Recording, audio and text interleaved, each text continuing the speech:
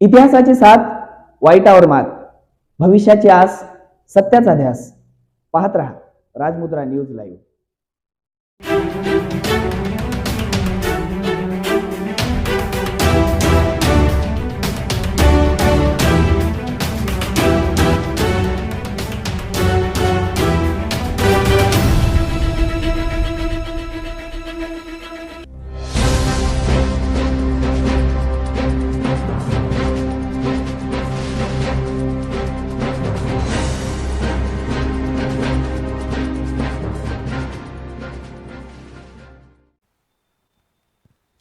नमस्कार. राजमुद्रा न्यूजच्या करिअर मुद्रा या सत्रात मी डॉक्टर भारती मडवई सर्व दर्शकांचं मनापासून स्वागत करते. खरं तर 10वी आणि 12वीचा नुकताच निकाल लागलेला आहे. अनेक पालकांना मुलाच्या भविष्याची चिंता सतावत आहेत. करिअरविषयी अनेक प्रश्न उपलब्ध झालेले आहेत. या सगळ्याच प्रश्नांची उत्तरं आपल्याला मिळावी यासाठी खास पुण्याहून आपण बोलावलेले आहेत किंवा खास पुण्याहून आपल्यासाठी उपलब्ध झालेले आहेत करिअर मार्गदर्शक, ज्यांनी महाराष्ट्रातील हजारो विद्यार्थ्यांना यशाचा मार्ग दाखवलेला आहे, ज्यांची 3500हून अधिक व्याख्यानं झालेली आहेत, ज्यांनी 24हून अधिक पुस्तकंसुद्धा लिहिलेली आहेत आणि ज्यांनी नुकताच करिअर मार्गदर्शनातील विश्वविक्रम केलेले आहेत असे प्राध्यापक विजय नवले सर यांचं मनापासून आपण राजमुद्रा न्यूजच्या करिअर मुद्रा या सत्रात स्वागत करतो. सर, खूप खूप स्वागत आपलं. धन्यवाद. सर, सगळ्यात आधी मी आपल्याला प्रश्न विचारेल, कारण करिअर आपल्या नेहमी कानावर पडत असतं, परंतु करिअर म्हणजे नेमकं काय आणि विद्यार्थ्यांनी त्याच्याकडे नेमकं कोणत्या दृष्टिकोनातून पाहावं? अगदी बरोबर आहे. करिअर हा सगळ्यांचा आज परवलीचा शब्द झाला आहे. 10वी-12वीच्या निकालांच्या आसपास संबंधित विद्यार्थी आणि पालक यांच्यासाठी करिअरची निवड हा मुद्दा खूप महत्त्वाचा ठरतो आणि म्हणून याच्यामध्ये करिअर हे नेमकं काय आहे हा मुद्दा करिअर मार्गदर्शक म्हणून आम्हाला सांगणं गरजेचं आहे. करिअर म्हणजे प्रवेश निश्चित नाही. करिअर म्हणजे केवळ पैसा हे पण नाही. अनेकदा गैरसमज असा होतो, तो म्हणजे पैसा, प्रसिद्धी, माझी गाडी, माझा बंगला, म्हणजे मी, माझी गाडी, माझा बंगला, माझा बँक बॅलन्स, याच्या पलीकडे करिअर जातच नसेल तर मला असं वाटतं ते चुकतं आहे. आणि 10वी-12वीच्या टप्प्यावर खास करून किंवा त्याही आधीपासून जर आपण समजावून घेतलं की करिअर म्हणजे जीवन जगण्याचा मार्ग आहे. बरोबर. करिअर हे कर्तृत्व दाखवून देण्याची संधी आहे आणि हा एक अर्थ जर विद्यार्थी आणि पालकांच्या मनांपर्यंत पोहोचला तर मला असं वाटतं की एक चांगल्या प्रकारची एक रचना, सामाजिक रचना आपण तयार करू शकतो, म्हणून ही चळवळसुद्धा आहे. त्यामुळे करिअर म्हणजे हा आयुष्य जगण्याचा मार्ग आणि आयुष्य समृद्ध करण्याचा मार्ग आहे.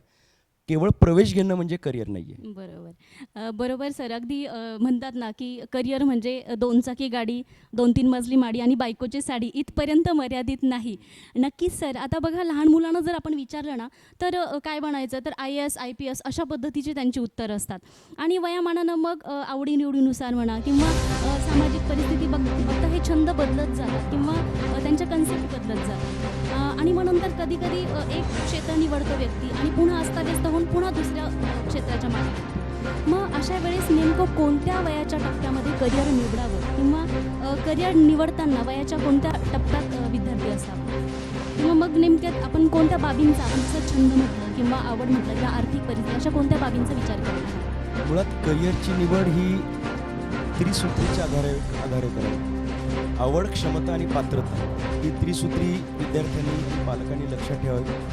तुला जे आवडतं ते तू कर, तुला जे जमतं ते तू कर आणि तुला जे आवडतं आणि जमतं त्यासाठीची पात्रता निर्माण कर. त्यामुळे या 3 मुद्द्यांच्या आधारे आपण करिअरची निवड केली पाहिजे. या निवडीमध्ये मला कोणत्या क्षेत्राला स्कोप आहे हा प्रश्न स्वतःला विचारला पाहिजे. अनेकदा विद्यार्थी करिअरच्या निवडीमध्ये कोणत्या क्षेत्राला स्कोप आहे ते आम्हाला सांगा असं म्हणतात. मला असं वाटतं की कोणत्या क्षेत्राला स्कोप आहे हा प्रश्न विचारण्याच्या ऐवजी कोणत्या क्षेत्रामध्ये मला स्कोप आहे हा प्रश्न विचारला पाहिजे. म्हणजे सचिन तेंडुलकरला क्रिकेटमध्ये स्कोप होता म्हणजे याचा अर्थ प्रत्येकाला असं नाही. लता मंगेशकरांनी गायन क्षेत्रात करिअर केलं म्हणजे प्रत्येकाला जमेल असं नाही. लता दीदींना गळा होता, आपल्याला जर नरडं असेल तर आपल्याला त्यातलं करिअर करता येणार नाही. त्यामुळे करिअरच्या त्रिसूत्रीमध्ये हा मुद्दा लक्षात ठेवून मग त्याच्या आधारे आपण हेही पाहू शकतो की माणसाचा स्वभाव कसा आहे, त्याला काय जमतं, काय आवडतं, त्या आवडीनिवडीनुसार तो दीर्घकाळ कशात काम करू शकेल, बरोबर. त्याला भविष्यामध्ये नेमकं काय करायचं आहे, हम्म, हम्म, हा सुद्धा मुद्दा करिअरच्या निवडीमध्ये येतो. बरोबर. तुम्ही प्रश्नाची सुरुवात जिथं केली की तुला कोण व्हायचं आहे, मला असं वाटतं की हा प्रश्न जरासा आपण दुरुस्त करूयात. ओके. म्हणजे तुमचा नाही, समाजाचा. Okay okay. की आपण लहान बाळाला बोलवतो आणि म्हणतो की बाळा तुला काय व्हायचंय मोठेपणी, हां, हां. आणि तुम्ही म्हटलात की ते मग काळानुरूप बदलत जातं. बरोबर. अगदी खरं आहे. आधी सुरुवातीला कुणाला जे पाहू ते आवडायला लागतं आणि ॲक्च्युअल करिअरमध्ये गेल्यावरती वेगळंच काहीतरी वेगळंच करतो. काहीतरी. तर मला असं वाटतं की तुला कोण व्हायचंय असा प्रश्न पालक म्हणून किंवा एक पाहुणे म्हणून आपण कोणाला विचारण्यापेक्षा लहान मुलांना हां, हां. आपण प्रश्न असा विचारला पाहिजे की बाळा तुला काय करायचंय, राईट. आणि तुला काय करायचंय याचं उत्तर मग तुला काय बनायचंय असं येईल. बरोबर. तुला काय बनायचं याचं उत्तर मग कोणता कोर्स करायचा येईल, बरोबर. आणि मग 11वी-12वीतले विषय कोणते घ्यायचे असेल. त्यामुळे हे उत्तर त्या क्रमाने असं आपण सरकायला पाहिजे. ओके. जसं की एखादा विद्यार्थी म्हणाला की मला रुग्णसेवा करायची आहे, मग रुग्णसेवा करायची म्हणून याचं उत्तर येईल की डॉक्टर बन, किंवा फिजिओथेरपी किंवा पॅरामेडिकल किंवा नर्सिंग याला जा. राईट. हे उत्तर आल्यानंतर मग उतरत्या क्रमाने आपण ठरवूयात की MBBS BMS BHMS करायचं असेल तर मग नीटची परीक्षा दे. नीटची परीक्षा दे म्हणजे PCB विषय घे, म्हणजे सायन्स घे, बरोबर. म्हणजे 10वीमध्ये साधारणतः 80% पुढे मार्क पाड. असा उतरत्या क्रमाने तो करिअरचा निर्णय व्हायला पाहिजे. बरोबर. आता त्याच अनुषंगाने खरं तर 10वी-12वीचा निकाल लागलेला आहे, नीटचाही निकाल लागलेला आहे. तर आपण आत्ताच बोलले मेडिकल म्हणजे क्षेत्र त्यानुसार निवडावं. तर आता 10वी आणि 12वीचा निकाल लागल्यानंतर आपण त्या विद्यार्थ्यांना कोणतं मार्गदर्शन म्हणजे त्यांनी नेमकं करिअरमध्ये कोणतं क्षेत्र निवडावं? एक व्यावहारिक सत्य असं आहे की किती टक्के पडलेत याच्यानुसार आपण करिअर निवडू शकतो. ते व्यावहारिक सत्य असं आहे की जर खूपच कमी मार्क्स पडलेत आणि खूप वरच्या मेरिटला क्लोज होणारं आपण करिअर निवडलं तर आपल्याला मिळणार नाही. पण विद्यार्थ्याला जर संधी असेल तर तिथे त्याने विचार करावा की मला भविष्यात काय करायचं आहे. याचं उत्तर जर अधिकारी बनणं असेल तर आपल्याला स्पर्धा परीक्षांच्या दृष्टीने तयारी आणि मग त्या दृष्टीने ग्रॅज्युएशन आणि मग 11वी-12वी ठरवावं लागेल. ओके. जर एखाद्या विद्यार्थ्याचं म्हणणं पडलं की मला खूप पैसे कमवायचे, खूप पैसे कमवायचे म्हटल्यावरती अधिकारी हे उत्तरसुद्धा अपुरं आहे. बरोबर. या ठिकाणी त्याला उद्योजक बनावं लागेल. मग उद्योजक बनायचं असेल तर मला औषध निर्माणातलं बनायचं आहे का संगणकातलं बनायचं आहे का त्याला ट्रेडिंगमध्ये जायचं आहे, यानुसार त्याला फार्मसीला जायचं आहे का इंजिनिअरिंगला जायचं आहे का BCOMला जायचं हे ठरेल. आणि म्हणून आत्ता 10वी-12वी झालेल्या मुलांनी एक चान्स आहे त्यांना की समजावून घे, जर गरज पडली तर पियर्सशी बोलण्यापेक्षा म्हणजे मित्रांशी बोलण्यापेक्षा पहिला संवाद आईवडिलांशी कर, ओके. दुसरा संवाद शिक्षकांशी कर, बरोबर. आणि माहिती संकलित करून नंतर अंदाजे पंचे जाण्यापेक्षा एक ठोसपणे काही निर्णय घेता आला तर घे आणि मग तो निर्णय यशस्वी करण्यासाठी जा. जसं की चांगले मार्क्स पडलेत नीटमध्ये, अर्थातच MBBS BMS किंवा डॉक्टरचं करिअर उपलब्ध आहे. बरोबर. नाही पडले मार्क तर नाराज न होता जर PCM ग्रुप असेल तर इंजिनिअरिंगला जाऊ शकतो. हे दोन्ही नसेल करायचं तर फार्मसी आहे. शेती विषयामध्ये थोडंसं प्रेम असेल तर BSc ॲग्रिकल्चर BTech ॲग्रिकल्चर हे ऑप्शन्स उपलब्ध आहेत. बरोबर. हल्लीच्या मुलांना सर्व्हिस सेक्टर पण आवडतो, म्हणजे हॉटेल मॅनेजमेंटपासून हॉस्पिटॅलिटी इव्हेंट्स मॅनेजमेंट इकडे जाता येईल. बरोबर. आणि संशोधक जर व्हायचं असेल तर आयसर सारखी सुद्धा संधी आहे बरोबर. ज्याच्यात जाता येईल. मला असं वाटतं की त्याच्या उपलब्ध संधी त्याच्या लक्षात आल्या की मग तो 10वी-12वीच्या निकालानंतर हा निर्णय घेऊ शकतो. बरोबर. म्हणजे करिअरच्या अनेक संधी उपलब्ध आहे किंवा अनेक वाटा मोकळ्या आहेत, फक्त आपण कोणत्या वाटेनं जायचं एवढं आपल्याला बघावं लागेल. सर पण आता होतं असं की बघा 12वी झाली की सगळ्या पालकांचा कल असतो, एक तर तू डॉक्टर व्हायचं किंवा मग इंजिनियर व्हायचं, मग एक तर MBBSसाठी मुलाची आणि स्वतःची ओढाताण चालू असते किंवा मग IITसाठी.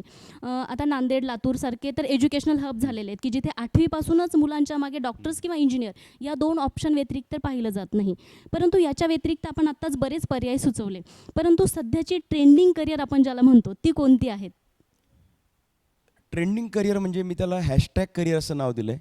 मी त्याला अजून एक नाव दिलं आहे, माझं लाडकं नाव आहे ते म्हणजे लाटेवरची करिअर्स. म्हणजे त्या व्यक्तीला वैयक्तिक कमी कष्ट करून तिथे फक्त पोहोचणं हेच करायचं आहे. मग ती सिस्टीम त्याला त्या यंत्रणेतून यश देते. बरोबर. जसं की आता आपण उल्लेख केला की डॉक्टरकीचा, तर MBBS हे करिअर हॅशटॅग करिअर आहे, ते ट्रेंडिंग करिअर आहे. MBBS नंतरचं नुसतं MBBS नाही ते MD MS स्पेशलायझेशन हे आहे. इंजिनिअरिंगमध्ये आजच्या तारखेला computer science, artificial intelligence, machine learning. अगदी 7वी 8वीतली मुलं सांगतात की रोबोटिक्स ऑटोमेशनमध्ये आम्हाला करिअर करायचं हां, आहे. हां. हा एक ट्रेंडिंग करिअरचा मुद्दा आहे. ओके. कोरोनाच्या काळापासून आणि नंतर आपण एक ऑब्झर्व केलं आहे की नवीन आजार, वेगळ्या प्रकारचे वॅक्सिनेशन, हां, हां. म्हणजे औषध निर्माण म्हणजे संशोधन. तर फार्मसीमधलं ते संशोधनाचं करिअर एक आत्ताच्या काळामध्ये ट्रेंडिंग करिअर आहे. ओके. मी अगदी खात्रीपूर्वक सांगू शकेल अशी 2 करिअर्स आता आपल्याला दिसतात. ते म्हणजे PG लेवलला, म्हणजे मास्टर्स लेवलला परदेशात जाऊन केलेलं GRE नंतरचं MS चं करिअर, ओके. GMAT नंतरचं MBA करिअर हे आत्ताचं ट्रेंडिंग करिअर आहे. ओके. आणि मला जे जाणवतं ते म्हणजे स्वयंरोजगार आणि संशोधन ही 2 करिअर्स आगामी काळातली ट्रेंडिंग करिअर्स ठरतील. वा. तरी आत्ता आपण म्हणूयात की इंजिनिअरिंग, मेडिकल, फार्मसी, हां, हां, हां. उद्योजकता, परदेशातलं शिक्षण, ॲनिमेशन, सोशल मीडिया ही करिअर्स आत्ता ट्रेंडिंग करिअर्स आहेत. बरीच नावं जी आपण सांगितलीत बऱ्याच पालकांना माहीतही नसतील, अगदी नाविन्यपूर्ण नावं होती. तर त्याकडे जर त्यांना वळायचं असेल तर निश्चितच आपलं ही मुलाखत खरंच खूप महत्त्वपूर्ण ठरणारी आहे. सर बघा आता तुम्ही म्हणजे स्वयंरोजगार हा शब्द वापरला, तर ज्या विद्यार्थ्यांची हालाकीची परिस्थिती आहे किंवा आर्थिक परिस्थिती बेताची आहे, ज्यांना खूप लेंदी शिक्षण घेण्याची खरं तर आवड नाही किंवा त्यांना गरज वाटत नाही, अशा विद्यार्थ्यांसाठी शॉर्ट टर्म करिअरच्या संधी काही उपलब्ध आहे का? शॉर्ट टर्म संधी म्हणजे जो कोर्स कालावधी पण कमी आणि खर्च पण कमी, हां, हां, हां. आणि तिथे गुणवत्ता मार्कांच्या भाषेत सुद्धा नसेल तरी चालेल असं जर म्हटलं आपण, तर आता बरीच करिअर्स आहेत. जसं की ITIचा कोर्स असतो जो 10वी नंतर 2 वर्षांचा किंवा 12वी नंतर 1 वर्षांचा असतो. 10वी नंतर 3 वर्षांचा डिप्लोमा असतो. केवळ पदवी पूर्ण करून एखादा विद्यार्थी तो उद्योजकतेकडे जाऊ शकतो. जसं की 12वी नंतर BBAचा ऑप्शन असतो, ज्याच्यामध्ये त्याला काही फार मोठी तो स्वप्न पाहत नाही की लगेच तो या कमर्शियल फील्डमध्ये दाखल होतो. त्यामुळे अशी क्षेत्र आहेत की ज्याच्यामध्ये आपल्याला कमी कालावधीत जाता येतं. काही करिअर्स अशी आहेत की ती अगदी 6 महिने 3 महिन्याची सुद्धा आहेत. जसं की इव्हेंट मॅनेजमेंट असेल किंवा सोशल मीडियामधलं एखादं तंत्र शिकणं असेल आणि त्याच्यावर आधारित असलेलं कंप्लीट तेवढंच काम, बाकी त्याने मोठा कोर्स करायचाच नाही. तर अशी शॉर्ट टर्म कोर्सेस उपलब्ध आहेत. मोबाईल आत्ता आपण वापरतो, मोबाईल दुरुस्तीसारखं क्षेत्र आहे. जे सर्व्हिस इंडस्ट्री आहेत त्याच्यामधली फिलिंग द गॅप्स हा जो प्रकार आहे की एखादी सर्व्हिस दिल्यानंतर मध्ये कुठेतरी गॅप आहे, तोच भरून काढणारं आमचं काम आहे. म्हणजे जसं मधल्या काळामध्ये हॉटेलमधलं पदार्थ तयार करणं हे करिअर आहे. बरोबर. तर ते पदार्थ ग्राहकांना पोचवून देणं हे आता याच्यामध्ये फार काही शिक्षण घ्यावं लागत नाही. तो फक्त ट्रेनिंग करतो. त्या ट्रेनिंग नंतर त्याला कसं वागायचं, बोलायचं, प्रवास कसा करायचा आणि ते हँडओव्हर कसं करायचं, हा छोटा कोर्स झाला. किंवा ते अगदी कमी छोटं कालावधीचं एक कौशल्य झालं, ते त्याला मात्र करिअर देऊ शकतं. बरोबर आहे. म्हणजे आता आपण लॉकडाऊनमध्ये पाहिलं की ह्या करिअरला किंवा याला एक उत्तम भविष्य आहे असंही आपल्याला वाटत होतं. सर आता बघा वयाच्या म्हणजे जर एक काळ बघितला तर आपल्या लहानपणीचा काळ जर बघितला तर वयाच्या अगदी 6व्या वर्षी शिक्षण सुरू व्हायचं आणि त्याआधी शिक्षण म्हटलं तर एक तर शाळेत खाऊ खाण्यापुरतं आणि खेळण्यापुरतं एवढंच मर्यादित असायचं. पण आज जर बघितलं तर प्री प्रायमरी ही कन्सेप्ट आलेली आहे आणि अगदी वयाच्या 3ऱ्या वर्षापासून दप्तराचं ओझं बालकाच्या पाठीवर आहे. अगदी उठण्यापासून तर मग आईची आणि बालकाची दोघांची धावपळ आहे. फक्त मुलंच नाहीत तर हे जे दप्तराचं ओझं जसं मुलाच्या पाठीवर आहे तसं त्या मुलाच्या भविष्याचं ओझं पालक अगदी लहानपणापासूनच घेऊन चाललेले आहेत. तर ह्याच्यामध्ये मग सकारात्मक आणि नकारात्मक अशा दोन्ही बाबी आपल्याला समाजातून ऐकायला मिळतात. एक करिअर मार्गदर्शक म्हणून आपण या म्हणजे आपण नेमकं कोणत्या दृष्टिकोनातून याकडे बघाल? बऱ्याच वेळा व्यावहारिक आणि व्यवसाय म्हणून काही मंडळी मुलांना म्हणजे पालकांना त्या ह्याच्यामध्ये लोटतात. बरोबर. म्हणजे तुला हे करायचं असेल तर मग तू 5वीपासूनच क्लास लाव, मग हे पुस्तकं विकत घ्यायला लागतील, असे काही कंपल्शन्स क्रिएट केले जातात. आणि या कंपल्शन्समध्ये एक असं असतं की मुलांच्या भवितव्यासाठी आणि शिक्षणासाठी पालक गरीब जरी असला तरी तो खर्च करायला मागे पुढे बघत नाही. मग आता या प्रक्रियेत असं होतं की ते पालक अशा पद्धतीच्या कोर्सेसच्या आहारी जातात.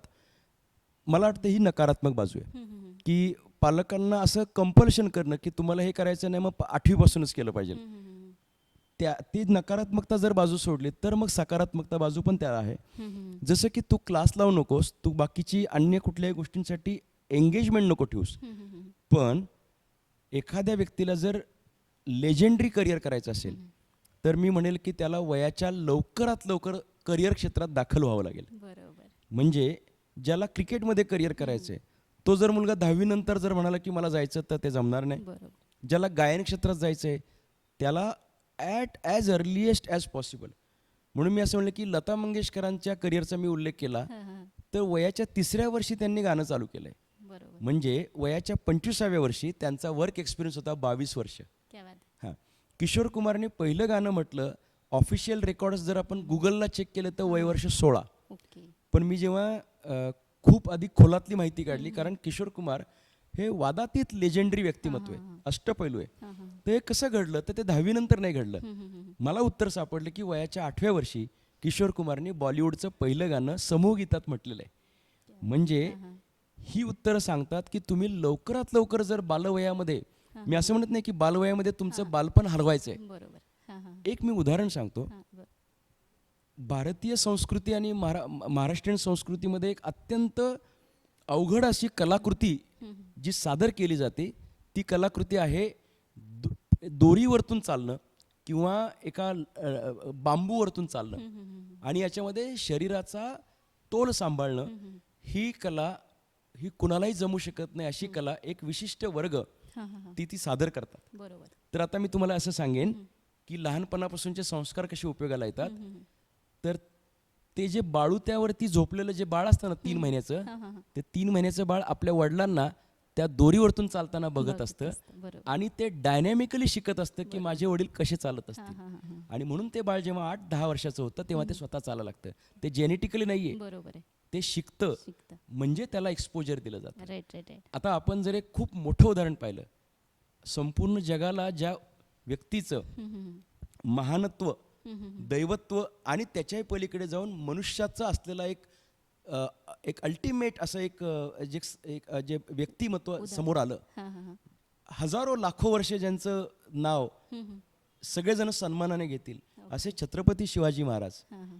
हे शिवाजी महाराज जेव्हा जिजामातेने ठरवलं की माझं बाळ कशासाठी जन्माला येते, काय कर्तृत्व करेल आणि काय जीवन असेल, तर छत्रपती शिवाजी महाराज डे 1 पासून त्यांच्यावरचे संस्कार जिजामातेने केलेत. क्या बरोबर. जिजामातेने हे जाणलं की माझ्या समाजाची आत्ताची व्यथा काय बरोबर. आणि माझं बाळ, माझा शिवबा छत्रपती शिवाजी महाराज हे यासाठी त्यांचं आयुष्य वाहणार आहेत. बरोबर. आणि ते संस्कार केल्यामुळं, ते एक्सपोजर्स दिल्यामुळं आपण वाचतो पुस्तकामध्ये की काय एक्सपोजर्स दिले. आणि म्हणून मी म्हणेल की खरं पालकत्व जिजामातेने केलं. बरं. Right, right. आणि म्हणून आपण सगळेजण त्यांचे एक प्रकारे ऋणात असलं पाहिजे की हे त्याला करिअर शब्द अपुरा आहे, अपुरा आहे. बरोबर. ते जीवन आहे, ते सफल जीवन आहे. बरोबर. आणि म्हणून छत्रपती शिवाजी महाराज घडले ते डे 1 पासून. बरोबर. कशासाठी मला हे करायचंय, मी घोड्यावर का बसतोय, मी मावळ्यांना का जमा करतोय, मी तलवार का चालवतोय, हे बालपणात शिवाजी महाराजांना कळलं होतं. बरोबर आहे. आणि म्हणून ते एक मोठं आयुष्य घडलं. Right, right. मला असं वाटतं की विविध क्षेत्रांमध्ये आपल्या मुलांना जर लेजेंडरी करिअर करायचे असतील तर सुरुवात बालपणापासून केली पाहिजेत. बरोबर. मी बऱ्याच पालकांना पण सुचवेल हां, हां. की बरेच वडील जे आपल्या मिटिंग्सला जातात, बैठकांना जातात, काही करार करण्यासाठी जातात, सभा समारंभांना जातात, आपल्या लहान मुलांना घेऊन जायला पाहिजे.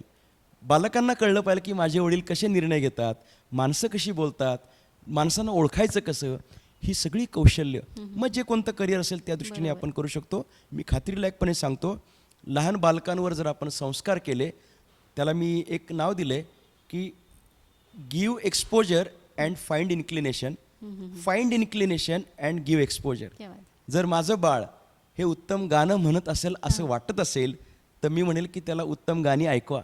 बरोबर.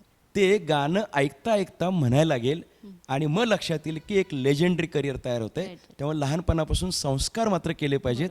ते संस्कार करिअरचे थेट क्लासेस नाही आहेत, बरोबर. ते आई बाबांचे संस्कार. Right, right, right. म्हणजे डे 0 पासून सुरुवात जर करायची असेल तर जिजाऊ एक उत्तम उदाहरण आहे जबरदस्त उदाहरण. प्रत्येक आईसाठी. म्हणजे खरं तर ते इथल्याच नाही, महाराष्ट्रातीलच नाही तर जगाचा प्रेरणा स्रोत असणारी आई म्हणजे जिजाऊ आहेत. आणि आपण इतकं सुंदर उदाहरण दिलं, पालकांना नक्कीच याचं महत्त्व कळलं असेल. म्हटलं जातं सर, माणूस हा मरेपर्यंत विद्यार्थीच असतो, त्याला वयाची मर्यादा नसते.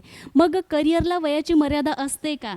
कारण की केवळ 10वी आणि 12वी नंतरच करिअर मार्गदर्शन मार्गदर्शन ही कन्सेप्ट किंवा याचा उपयोग करायला हवा. कारण आता 35-40मध्येही कदाचित चुकीचं करिअर म्हणा किंवा नापसंतीचं करिअर निवडल्यामुळे एक अस्ताव्यस्त, आपण त्याला व्यस्त नाही म्हणू शकत, अस्ताव्यस्त झालेली एक पिढी आहे. रिटायरमेंट नंतर काय करावं असेही काही लोक आहेत. मग ह्या लोकांसाठी किंवा 10वी-12वी नंतरची जी पुढची पिढी आहे त्याच्यासाठी आपण नेमकं कशा पद्धतीने मार्गदर्शन कराल? करिअर ही सातत्याने चालणारी प्रक्रिया आहे. बरोबर. म्हणजे 10वी नंतरचा 11वीचा प्रवेश म्हणजे करिअरचा निर्णय होईलच असं नाही. 12वी नंतर फर्स्ट इयरचा प्रवेश म्हणजे करिअर संपूर्णतः निर्णय झाला असं नाही. दुर्दैवाने आपण उदाहरण ऐकतो 10वीत 92% आणि 12वीत 64%. बरोबर. त्याचं कारण आहे की करिअर तिथं संपतच नाही. तुम्ही अगदी बरोबर मुद्दा सांगितला आहे. करिअर हे 10वी-12वीच्या विद्यार्थ्यांना जेवढं गरजेचं आहे तेवढंच ते प्राथमिक स्तर, माध्यमिक स्तरातले विद्यार्थी, कॉलेज करणारे विद्यार्थी त्यांना गरजेचं आहे. आणि त्याहीपेक्षा मी असं म्हणेल की आपली सगळी माणसं, म्हणजे जो आता 30 वर्षाचा आहे, 35 वर्षाचा आहे, जो आता IT मध्ये आहे त्याला पुढं काहीतरी करायचं आहे, जो आता नोकरी करतोय त्याला पगार कमी वाटतोय, ज्याला वाटतंय की मी माझ्या बॉसिंगच्या अंडर किती दिवस काम करायचं आहे, माझा स्वतःचा व्यवसाय करतो, कुणी म्हणेल की माझे कौशल्य आहे ते अविकसित राहिले, मला त्याच्यात काहीतरी करून दाखवायचं आहे. मी असं म्हणेल की आत्ता कार्यरत असलेली प्रत्येक व्यक्ती ही करिअर मार्गदर्शनासाठी आतुर असते. बरोबर. प्रत्येकाला एक मेंटॉर पाहिजे. क्या बात. मोठ्या मोठ्या माणसांना सुद्धा त्यांना उद्या काय करायचे हे सांगणारी यंत्रणा त्यांना ठेवावी लागते. करिअर मार्गदर्शन हा फक्त 10वी-12वी पुरता विषय मर्यादित नाही, तो अगदी मी म्हणेल की शेवटच्या श्वासापर्यंत चाललेला विषय. मध्ये मी 40 नंतरचं करिअर या विषयावरती थोडं बोललो होतो. त्या विषयावरती आम्ही काही काम केलं.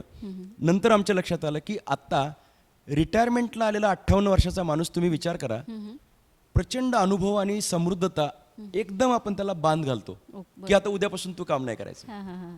अरे त्याच्याकडचं हे सगळं ज्ञान, अनुभव, कौशल्य पुढे वापरायला काय हरकत आहे, तो काय संपलेला नाहीये. आणि म्हणून अशी माणसं जेव्हा निवृत्त होतात तेव्हा त्यांना वाटतं की माझं आयुष्य संपलंय. आणि दुर्दैवाने ह्या माणसांना BP, शुगर, गुडघेदुखी, थायरॉइड असे त्रास चालू होतात आणि ही माणसं 60-65च्या आसपास खंगायला लागतात. मला असं वाटतं की आपल्याला कुणी सांगितलं की 58चा काही GR आहे का की माणसाचं इथं कर्तृत्व संपलं. माणसांनी, मी म्हणेल की 80-82, आज आपल्यासमोर अनेक उदाहरणं आहेत, राजकीय क्षेत्रातले असतील, सामाजिक असतील, संशोधन क्षेत्रातले असतील, स्वतः डॉक्टर APJ अब्दुल कलाम असतील, अशा अनेक लोकांनी सिद्ध केलंय 75 नंतरही काम करता येतं, 80 नंतर काम करता येतं. अमिताभ बच्चन 82-83 वर्षाचे झालेत, अजूनही ते काम थांबवलेलं नाहीये. साधी जाहिरात सोडत नाहीत. बरोबर. जाहिरात पैशासाठी करत नाहीत, ते मूळ मुद्दा आहे की त्यांचं पॅशन आहे. मला असं वाटतं की 58 आणि 60 नंतर सुद्धा मोठं करिअर आहे. मी म्हणेल की 25 वर्षाचा पुढचा पॅच शिल्लक राहिला आहे. यापूर्वी राहिलेली काही स्वप्न, बकेट लिस्ट, काही कौशल्य, आर्थिक जबाबदारी असतील तर त्या तुम्ही पहा. आज पेन्शन, आर्थिक स्तर यामध्ये अडचणी आहेत. अडचणी अशा आहेत की 4 मुलं आहेत आणि ती तुम्हाला सांभाळतील असं नाही आहे. एकच मुलगा आहे, तो परदेशात गेला आहे, एकच मुलगा आहे, त्याचा आर्थिक स्तर नीट नाही आहे. तर आज 58-60 नंतर सुद्धा काही माणसांना कार्यरत राहावं लागतं. म्हणजे 58 नंतर सुद्धा करिअर आहे. ते जर आपण नीटपणे प्लॅन केलं तर मग चौरस आयुष्य छान यशस्वी झालं असं होईल. म्हणून मी असं म्हणेल की अगदी प्राथमिक स्तरापासून तर वयस्कर वाटणाऱ्या माणसांपर्यंत करिअरचं मार्गदर्शन गरजेचं आहे. निश्चितच आमची जी वयस्कर मंडळी हा व्हिडिओ बघत असतील तर त्यांना निश्चितच यातून खूप काही शिकायला मिळेल. कारण होतं असं की सर, एक डॉक्टर म्हणून मीही अनुभव घेतलेला आहे की एक हृदयरोग तज्ज्ञ म्हणून काम करताना एक लक्षात येतं की जे रिटायर्ड झालेले लोक आहेत त्यांची एक तर बैठे जीवनशैली, आळशी जीवनशैली बनलेली असते. आणि रिटायरमेंटच्या आधी त्यांना एक धावपळ किंवा त्यांचं एक व्यवस्थित असं सुस्थितीत टाईम टेबल बसलेलं असतं. आणि नंतर घरामध्येही प्रत्येकजण आपापल्या कामात व्यस्त असतो आणि याने एक निराशा यायला लागते. त्यातूनच मग उच्च रक्तदाब, मधुमेहासारखे आजार उद्भवतात. तर त्यांच्यासाठी खरं तर हा महत्त्वाचा मुद्दा आहे. पण ज्यांना खरंच प्रत्यक्षात काय करावं हे जर जाणून घ्यायचं असेल तर निश्चितच ते तुमच्याशी संपर्क साधतीलच. मी ज्यांचं आता मध्ये काउन्सिलिंग केलं, जे निवृत्तीनंतर त्यांनी हे सगळं ऐकून ठरवलं, तर ते म्हणाले की 12वी नंतर मी गाणं म्हणायचं थांबवलं होतं. बरोबर. आणि वयाच्या 58 पर्यंत ते म्हणले मी गाणं माझं हरवलं, नाहीच वेळ दिला. मी म्हणलं आता वेळ द्या, कारण तुम्ही आता आर्थिकदृष्ट्या सुस्थितीत आहात. तुम्ही बंगला बांधून झालाय, मुलं व्यवस्थित आहेत, आता काय करायचं, आता नुसतं पेपर नाही वाचायचं म्हटलं, आता तुम्ही गाणं म्हणायचं. तर ती व्यक्ती आता कराओकेवरती गाणं शिकली. त्यांनी स्वतःचं YouTube चॅनेल चालू केलं. त्यांचं अर्थार्जन थेटपणे म्हणता येणार नाही, परंतु YouTubeची गाणी बघून त्यांना आता स्टेज मिळालं आणि आता ते स्टेज परफॉर्मन्स करायला लागलेत. आज ते स्वतःला म्हातारे समजणारे आता राजेश खन्नाची गाणी म्हणायला लागले राईट राईट राईट आणि आता म्हणतायत की मी परत तरुण झालोय. राईट. म्हणजे मी असं म्हणेल की आयुष्याचा हा टप्पा हा बिलकुल उतार वय नाहीये. नक्कीच. इथून पुढे करिअर करतात. मध्ये मला वाटतं आपण व्हॉट्सअपला एक मेसेज वाचला असेल. हां, हां, हां. एक व्यक्ती 58 वर्षी निवृत्त झाली, 60व्या वर्षी मुलीच्या घरी गेली तो व्यक्ती, हम्म, हम्म. आणि मुलीच्या घरी गेल्यानंतर त्यांनी एका विषयामधलं ग्रॅज्युएशन केलं, पोस्ट ग्रॅज्युएशन केलं 64व्या वर्षी. हां, हां, हां, हां. त्यानंतर त्यांना वाटलं की याच्यामध्ये मला संशोधन करायचंय. हां, हां, हां. 64व्या वर्षी त्यांनी संशोधन करायला सुरुवात केली. हम्म. गंमत म्हणजे वयाच्या 102 वर्षापर्यंत ही व्यक्ती जगली. क्या बात. 100व्या वर्षी त्या व्यक्तीला त्या विषयातलं नोबेल पारितोषिक मिळालं. 58 वर्षापर्यंतचं आधीचं आयुष्य वेगळं होतं. बरोबर. नंतर त्यांनी संशोधन केलं, नोबेल पारितोषिक मिळालं. मी असं म्हणेल की या नंतरच्या या करिअरसाठी जर आपण जाणार असू तर आपल्याला आयुष्यसुद्धा दीर्घायुष्य मिळेल. निश्चितच. म्हणजे करिअरलाही वयाची मर्यादा नसते. आणि सर ॲक्च्युली आता आपण जे उदाहरण दिलं गाण्याचं, तर माझा एक रुग्ण आहे ज्याचं पंपिंग फक्त 20% शिल्लक होतं आणि डॉक्टरांनी हार्ट ट्रान्सप्लांट सांगितलेलं होतं. कोर्टात तो कामाला होता, स्ट्रेसफुल लाईफ. आणि त्यानंतर त्यांना असंच बोलता बोलता विचारलं की तुम्हाला काय आवडतं. तर मॅडम मला गाणं आवडायचं, मात्र घरात कोण काय म्हणेल म्हणून मी केलं नाही म्हटले गाण्याचं. तर त्यांनीही सेम आपण सांगितलं त्या पद्धतीनं करोकेवर गायला सुरुवात केली. आज ते स्टेज परफॉर्मन्स करतायत आणि विशेष म्हणजे त्यांच्याकडे बघून असं वाटत नाही की हा पेशंट कधीतरी हार्ट ट्रान्सप्लांटचा होता. एक 10 वर्षापूर्वीची ही गोष्ट आहे. त्यांना सांगितलं होतं तुम्ही तुमची आवड जोपासा, कारण कला ही माणसाला जिवंत ठेवत असते.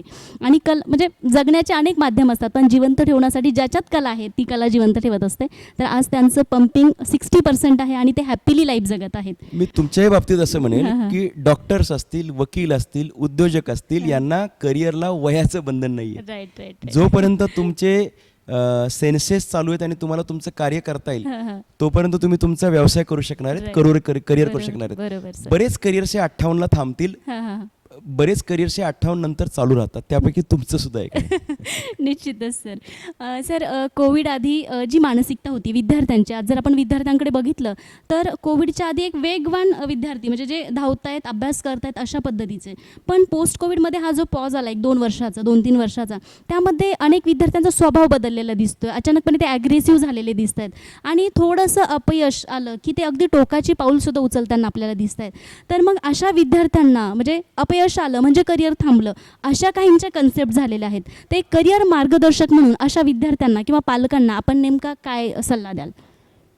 तुम्ही म्हणताय ते अगदी बरोबर आहे की कोरोनामुळे ह्या सगळ्या परिस्थिती, म्हणजे एका रूममध्ये जाऊन बसणारा मुलगा, आतून कडी लावून घेतली, ऑनलाईनवरती आहे असं पालकांचा गैरसमज, आणि मग मोबाईलवरती तो सोशल मीडियाच्या आहारी गेला आहे. या सगळ्या प्रकरणांमध्ये पेशन्स कमी होणं, त्याच्यानंतर त्या व्यक्तीला पटकन राग येणं, अबोल असणं. म्हणजे आता कोरोना संपलाय पण तरीसुद्धा घरी पाहुणे आले की मग ही मुलं आतल्या खोलीत पळतात, बोलत नाहीत कुणाशी.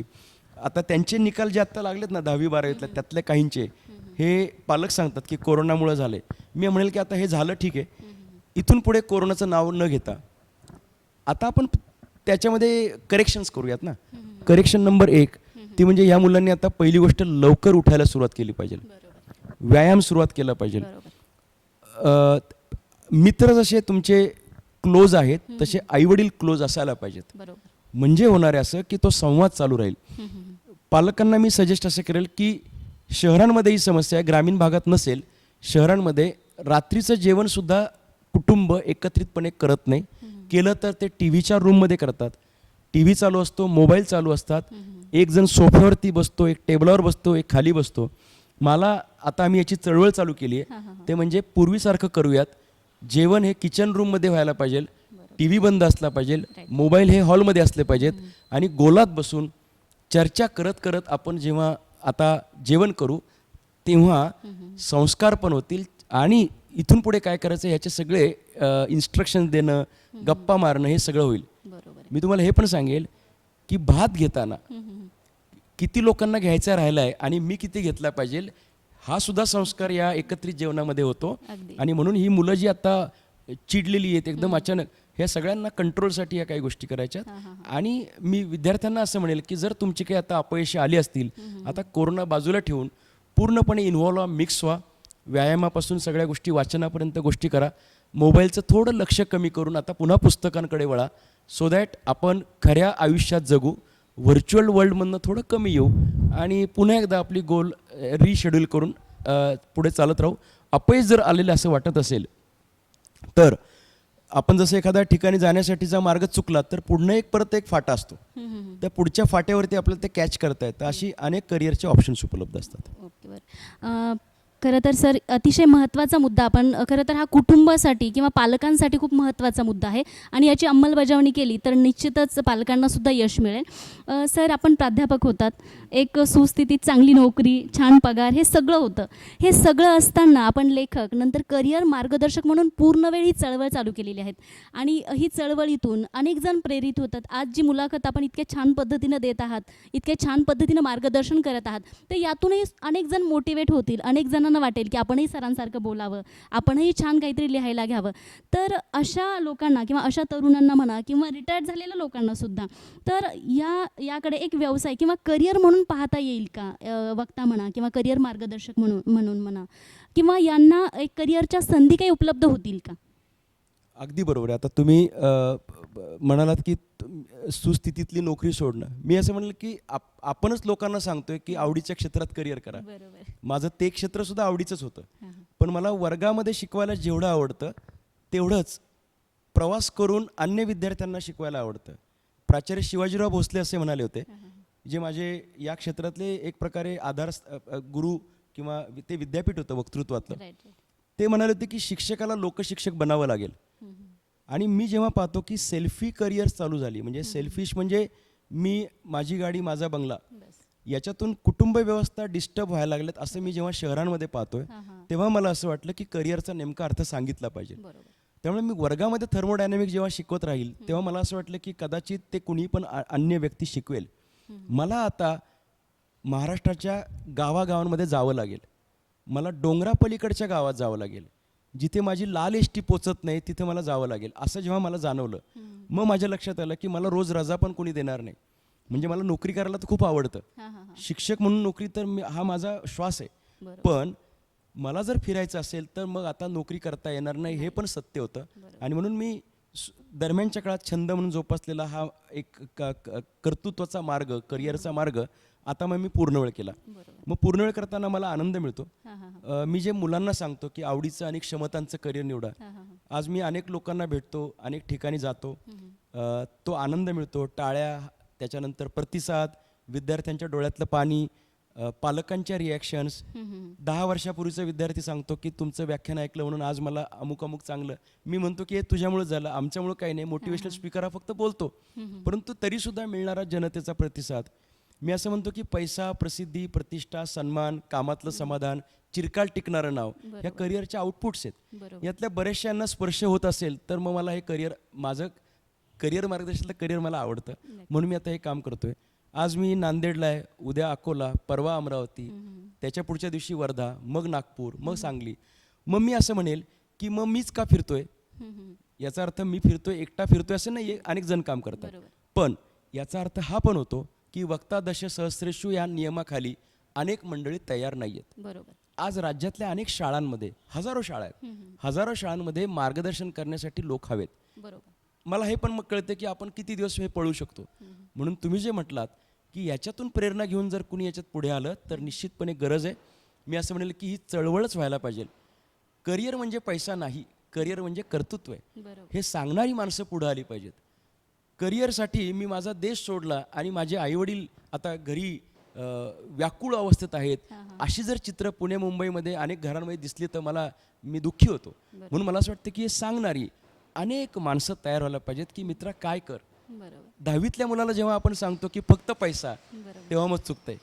म्हणून हे सांगणारी यंत्रणा तयार करणं, यासाठी अनेक लोक यावेत. याला व्यवसाय म्हणायचं का कार्यक्षेत्र म्हणायचं? मी म्हणेल की याला कार्यक्षेत्र म्हणू. आणि मग काय काम करायचं तर लिहा, बोला, समुपदेशन करा, प्रेरणा द्या, साहित्य निर्मिती करा, शाळांवरती जा, शिक्षकांचं मार्गदर्शन करा. हे सगळं करण्यासाठी खूप माणसं पाहिजेत. मी असं म्हणेल की एकटा विजय नवले तर अजिबातच पुरणार नाही. माझ्यासारखी आता खरंच माणसं आहेत नक्की, पण ही संख्या हजारांमध्ये व्हायला पाहिजे, जेणेकरून विदर्भातली माणसं, विदर्भात मार्गदर्शन चाललंय, मराठवाड्यातल्या तिथल्या तिथं तयार रचना चालल्यात आणि निश्चितपणे हे नक्की होणार आहे. आणि खूप माणसं याच्यात येतील. निश्चितच सर, आपण ज्या तळमळीनं आत्ता बोलत होता त्याहून एक तुकोबरायांचा अभंग आठवला. नाही केला अटी काही मानदंबासाठी, तुका म्हणे जरा मुळीचाच आहे खरा. खरं तर आपल्यात हा जरा मुळातच आहे, फक्त आपण हा वाढवतोय आणि इतर जणही व्याख्याते चांगले बनायला हवेत. ही कन्सेप्ट खरंच आपली म्हणजे मनाला स्पर्श करणारी आहेत आणि निश्चितच आपले जे काही तरुण ऐकत असतील त्यांना याचा फायदा नक्कीच होईल. सर, खरं तर महाराष्ट्रासाठी ही अभिमानाची बाब आहे की करिअर सेवा सरांनी चालू केलेल्या चळवळीने जागतिक विक्रम केलेला आहे. तर सर, याची सुरुवात नेमकी कशी झाली आणि ही चळवळ नेमकं ह्या चळवळीचं कामकाज जे काही आहे ते नेमकं कशा पद्धतीने चालतं हे आपल्या दर्शकांना सांगाल? मी पुणे जिल्हा शिक्षण मंडळाच्या एका संस्थेत म्हणजे काम करत होतो. तेव्हा मी एक आउट ऑफ इंटरेस्ट मी शाळांवरती पण संस्थेच्या जायचो. तर तिथे एक दिवशी मी फळ्यावरती एक सायन्स नंतरचं करिअर, कॉमर्स नंतरचं करिअर असं असं लिहिलं होतं. ओके. आणि ते मी तक्ता स्वरूपात म्हणजे चार्ट स्वरूपात केलं होतं. तर तिथून त्या शाळेचे मुख्याध्यापक चालले होते, चांदगुडे त्यांचं नाव. त्यांनी मला सांगितलं की ते माझ्याशी आरोतुरं बोलले, कारण मी ते माझ्या वयाने खूप मोठे होते. ते म्हणाले की विजय, तू हे वेगवेगळ्या कलर्समध्ये तयार केलेलं पण कागदावरचं असा एक तक्ता तयार करशील का? आणि मग मी त्याचा विविध करिअर्स त्याच्यात ॲड केले. PCM careers, PCB careers, commerce असं सगळं करत 10वी नंतर, 12वी नंतर, पदवीनंतर स्पर्धा परीक्षा टाकल्या. आणि हे सगळं करत माझ्यासोबत माझा एक मित्र महेश नरके, आम्ही दोघांनी मिळून मग एक करिअरचा तक्ता तयार केला. ती सुरुवात करिअर पाथ फाइंडर. योगायोगाने त्यावेळेस आत्ताचे जे सोशल मीडिया आहेत ते नव्हते, पण तरी ईमेल नावाचं एक साधन होतं जे इंटरनेटच्या माध्यमातून जगभर पोचत होतं. आम्ही तो जो तक्ता तयार केला होता, चार्ट, करिअर पाथ फाइंडर, हा कुठल्या तरी निमित्ताने इंटरनेटच्या माध्यमातून कुणाकडे तरी पोचला असावा. तो पुढे सरकत इतका गेला की आज व्हायरल शब्द आज आपण म्हणतो, पण त्यावेळेस ते व्हायरल झालं. इतकं व्हायरल झालं की ते करोडो लोकांपर्यंत जगभर पोचलं. आजही तुम्ही पाहता की व्हॉट्सॲपला 10वी-12वीच्या निकालाच्या आसपास करिअरचा तो आमचा करिअर तक्ता येतो. आणि मग तो करिअर पाथ फाइंडर या निमित्ताने दरवर्षी करोडो लोकांपर्यंत पोचत गेला. नंतर आम्ही तो करिअरचा तक्ता खरं तर त्यावेळेस ते सगळं ₹0 म्हणजे ते सगळं सामाजिक काम झालं आमचं. म्हणजे आम्हाला त्याच्यातून ब्लेसिंग्ज मिळाले. आर्थिक काही आम्हाला त्याच्यातून मिळालं नाही, पण आम्हाला ब्लेसिंग्ज मिळाल्या. मग त्या तक्त्याचं रूपांतर आम्ही अधिक करिअर्स टाकून खूप मोठ्या अशा विस्तीर्ण करिअरच्या तक्त्यात केलं, जो शाळेवरती लावता येऊ शकतो. नंतर असं लक्षात आलं की हे झाली माहिती, परंतु जर एखाद्या विद्यार्थ्याला गुगल मॅपप्रमाणे मी आत्ता इथे आणि मला इथं जायचं आहे तर कसं जाऊ, असं जर पाहिजे असेल तर डिजिटल इन्फॉर्मेशन असावी. आणि त्याच्यामध्ये 2-4, 10-20 करिअर्स नाही, त्याच्यामध्ये आमची एक 400-500 करिअर्स होती. मग आम्ही विचार केला की भारतातली सगळी करिअर्स त्याच्यात टाकू. आणि मॅडम आम्ही 2600 प्रोफेशन्स त्याच्यामध्ये ॲड केली. इथे 10वीला आणि आता हे व्हायचं आहे, हे 2च बिंदू जर सिलेक्ट केले आणि एंटर केलं तर त्याच्यामध्ये तुम्हाला जाण्याचे सगळे मार्ग दिसतात. मध्ये कोणती प्रवेश परीक्षा आहे, कालावधी किती लागतो, दोघांची कंपॅरिझन कशी करता येईल, हे आम्हाला careersewa.com वरती आम्हाला टाकता आलं. हे टाकल्यानंतर आम्हाला तरी वाटलं होतं की साधारणतः एक 4-5 हजार मार्ग त्यातून तयार झाले असतील, कारण आम्ही ते फिजिकली तयार करत गेलो आणि कम्प्युटराइज पद्धतीने प्रोग्रॅमिंगच्या माध्यमातून बसवलं. पण जेव्हा आम्ही त्याला पॉइंटर लावला, ज्याला एकूण किती मार्ग झाले मोजायचं, आम्हाला एक आमच्या मित्रांनी सुचवलं की ते किती आहे ते मोजा. तर तेव्हा लक्षात आलं की ते 67,000 मार्ग तयार झाले. म्हणजे करिअरचा एक ट्रॅक. उदाहरणार्थ 10वी नंतर ITI करून डिप्लोमा करून डिग्री हा एक मार्ग, 10वी नंतर डिप्लोमा करून डिग्री हा दुसरा मार्ग, 10वी नंतर 12वी करून डिग्री हा तिसरा मार्ग. हे झाले 3 मार्ग. असे 2600 प्रोफेशन्स बद्दलचे 67,000 मार्ग तयार झाले. आणि मग ते जागतिक रेकॉर्ड झालं. गिनीज असेल, या सगळ्या संस्था असतील, इंडिया बुक ऑफ रेकॉर्ड्स असतील, या सगळ्यांनी आम्हाला त्याचा गौरव केला. त्याचे रेकॉर्ड्स आमच्या म्हणजे डॉक्युमेंटेशनला झाले आणि आज जगभर ते जातंय, पोचतंय. मला असं वाटतं की सुरुवात करिअरच्या तक्त्यापासून झाली होती. म्हणजे सर जवळजवळ 67,000 पक्वान्न वाढून ठेवलेले आहेत तुम्ही. फक्त विद्यार्थ्यांनी कोणता निवडायचा आहे, कारण त्याची सगळी माहिती वगैरे सगळं तिथे आहे. ते विनामूल्य आहे सगळं. विनामूल्य आहे. म्हणजे ही खूप महत्त्वाची गोष्ट आहे की विनामूल्य. आजकाल कोणतीच गोष्ट विनामूल्य मिळत नाही, अगदी सल्ला सुद्धा. पण आपण हे सगळं विद्यार्थ्यांसाठी दिलेलं आहे. खरंच खूप अभिमानाची बाब आहे. ते मी तसं तर मी एकट्याने केलं नाही, माझे मित्र मगाशी ज्यांचा उल्लेख केला, महेश नरके आणि मी, आम्ही दोघांनी हे सगळं पूर्ण केलं. आणि मला असं वाटतं की आम्ही गेली 23 वर्ष असं साहित्य निर्माण, विविध प्रकारच्या गोष्टी. आता सांगायला एक आनंद वाटतो की आता आम्ही स्वभावांवरतून करिअर निवड हे पण करतोय. बरं. म्हणजे 16 प्रकारचे स्वभाव, त्यातले हां. आम्हाला फक्त 6 सांगा. हां, हां, हां. म्हणजे आम्हाला सांगा, म्हणजे तुम्ही तुमच्या लेवलला हां, करा. हां, हां. करिअर सेवा करताना सुद्धा उद्देश होता की कुठं काउन्सिलरकडे जायची गरज नाही हां, पडली हां. पाहिजे. बरोबर. गरीब कुटुंबातल्या मुलाला, बरोबर. ग्रामीण भागातल्या मुलाला, त्याला त्याच्या मोबाईलवर दिसलं पाहिजे. हम्म, हम्म. तसं 16 स्वभावांच्या पैकी 6 स्वभाव सांगा हम्म. आणि तुम्हीच ठरवा तुमचं कोणतं करिअर. क्या हे बात. आता आपण करतोय. आणि त्याच्याही पुढे जाऊन आता आम्ही करिअर विषयातली गाणी तयार करतोय, जेणेकरून ही गाणी अगदी बालवयापासून मुलं म्हणतील म्हणतात. आणि त्यांना कुणाचं ऐकावं लागणार नाही. लहानपणापासून माहिती असेल हां, की हां. मला कशानंतर काय करता येतं. Right right right. म्हणजे अगदी लहानपणापासूनच मुलांचं मन, मेंदू, मस्तक तुम्ही सशक्त करून ठेवतायत. सर, खरं तर खूप महत्त्वाची माहिती आपण दिली.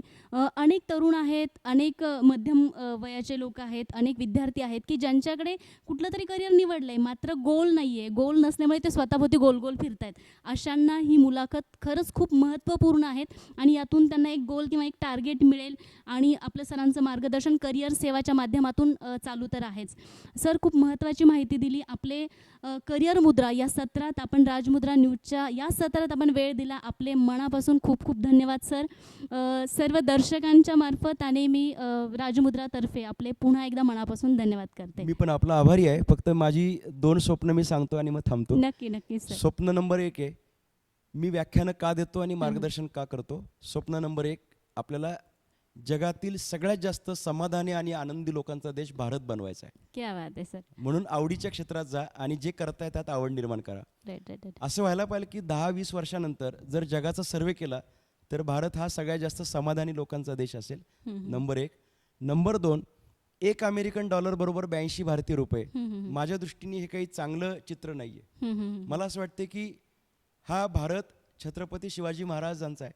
बरोबर. हा भारत त्यांनी घडवताना ते स्वराज्याचं जे स्वप्न आणि ते कृतिशीलतामध्ये दाखवून दिलं आणि ते भारताने आणि जगाने ॲक्सेप्ट केलं की हे म्हणजेच कर्तृत्व. Right right. मला असं वाटतं की हे मान्य जर केलं तर 1 अमेरिकन डॉलर बरोबर 1 भारतीय रुपया किमान एवढं तरी आपल्याला करून दाखवावं लागेल. Right sir.